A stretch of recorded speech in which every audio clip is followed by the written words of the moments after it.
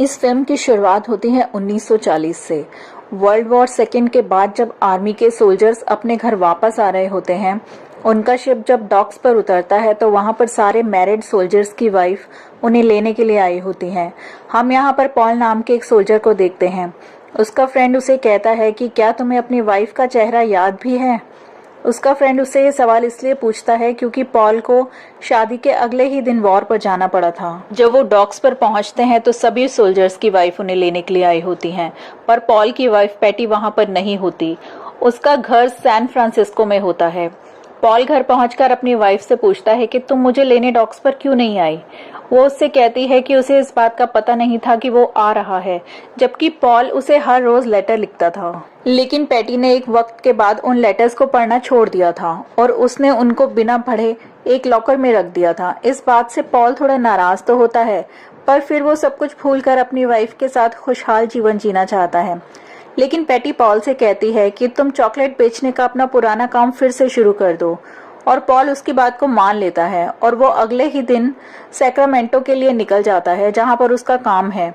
और यहाँ पर पॉल को बिल्कुल भी अंदाजा नहीं होता कि ये ट्रेन उसकी जिंदगी को बदल कर रख देगी। जब पॉल अपनी जर्नी की शुरुआत करता है तो वहां पर उसकी मुलाकात होती है विक्टोरिया नाम की एक लड़की से, जो एक ग्रेजुएट स्टूडेंट होती है और वो अमेरिकन मैक्सिकन फैमिली से है।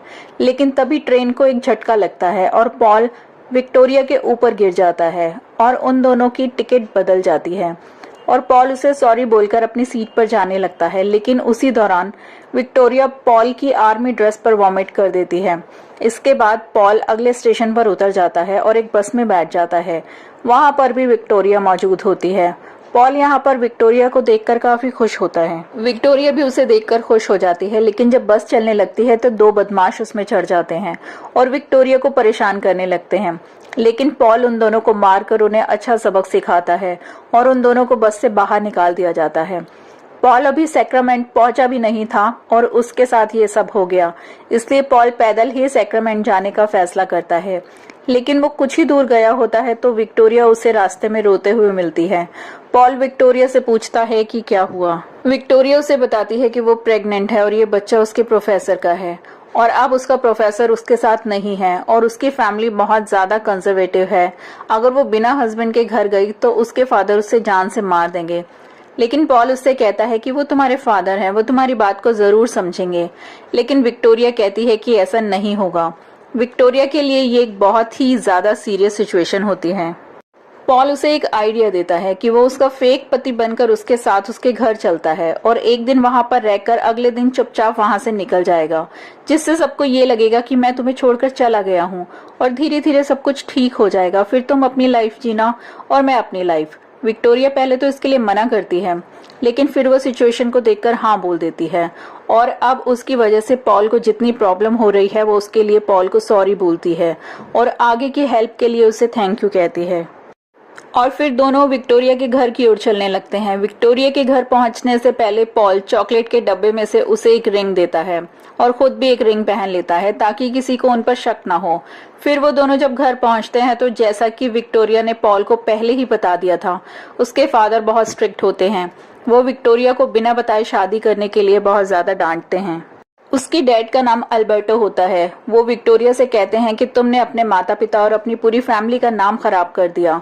और जब पूरी फैमिली को इस बात का पता चलता है कि पॉल चॉकलेट बेचने का काम करता है तो उन्हें बहुत डिसअपॉइंटमेंट होती है। पॉल उनके स्टेटस से थोड़ा भी मैच नहीं कर रहा था, लेकिन विक्टोरिया के ग्रैंडफादर डॉन पेट्रियो उसका वेलकम करते हैं और उसकी चॉकलेट भी खाते हैं और वो उस चॉकलेट को खाकर बहुत खुश होते हैं। अब डिनर के टाइम पर पूरी फैमिली डिनर करना शुरू करती है। उस वक्त अल्बर्टो पॉल और विक्टोरिया से कुछ सवाल करता है और ये दोनों उसका सही सही जवाब भी दे देते हैं। अब अल्बर्टो पॉल से पूछता है कि उसकी फैमिली कहाँ पर है, तो पॉल कहता है कि वो अनाथ है। ये सुनकर अल्बर्टो पॉल पर टॉन्ट करते हुए कहता है कि वो अपनी बेटी की शादी किसी मैक्सिकन लड़के से करवाना चाहता था जिसका एक भरा पूरा परिवार हो। अल्बर्टो पॉल को बातों ही बातों में इतना ज्यादा इंसल्ट करता है कि वो डिनर बीच में ही छोड़कर बाहर आ जाता है। पॉल की एक प्रॉब्लम है कि उसे कभी कभी वॉर से जुड़ी हुई पुरानी यादें याद आ जाती हैं, जिनसे वो परेशान हो जाता है और वो चाहकर भी इन यादों को भुला नहीं पाता। और इन यादों से उसे बहुत अकेलापन महसूस होता है। अब पॉल के इस तरह से बाहर आ जाने के बाद विक्टोरिया भी उसके पीछे आती है और विक्टोरिया पॉल से कहती है कि वो उसके फादर की बातों का बुरा न माने, और इस पर पॉल कहता है कि वो उनकी जगह पर होता तो वो भी यही करता। वो उसके फादर की फीलिंग्स को समझ सकता है, इसलिए पॉल अल्बर्टो की बात का बुरा नहीं मानता। इसके बाद पॉल जब रात को जमीन पर सोने की तैयारी कर रहा होता है तो अल्बर्टो अपनी पत्नी के कहने पर पॉल और विक्टोरिया को गुड नाइट बोलने के लिए आता है। अल्बर्टो के रूम में आने पर पॉल विक्टोरिया का पति होने का नाटक करता है, पर अल्बर्टो जमीन पर बिछे हुए बिस्तर को देख लेता है और बिना कुछ कहे वहां से चला जाता है। यहाँ का मौसम ठंडा होने लगता है और सारे अंगूर जमना शुरू कर देते हैं, इसलिए उसी रात विक्टोरिया की फैमिली हर जगह आग जलाकर एक स्पेशल तरीके से उनकी गर्माहट पेड़ों तक पहुंचाते हैं। उसी दौरान पॉल और विक्टोरिया एक दूसरे के लिए कुछ स्पेशल फील तो करते हैं, लेकिन एक दूसरे के हालात को समझते हुए वो इस फीलिंग को इग्नोर कर देते हैं। अगले दिन जब पॉल विक्टोरिया के घर से जाने लगता है जैसा कि उन्होंने प्लान किया था, तभी विक्टोरिया के ग्रैंडफादर डॉन पेट्रियो वहां पर आते हैं और पॉल को वहां के परंपरागत पेड़ दिखाते हैं। और वहां पर उनका एक बहुत ही पुराना पेड़ होता है जिसके बारे में वो पॉल को बताते हैं कि ये पेड़ उनके लिए भगवान के समान है। इसी की वजह से ये वैली इतनी शानदार और हरी भरी है।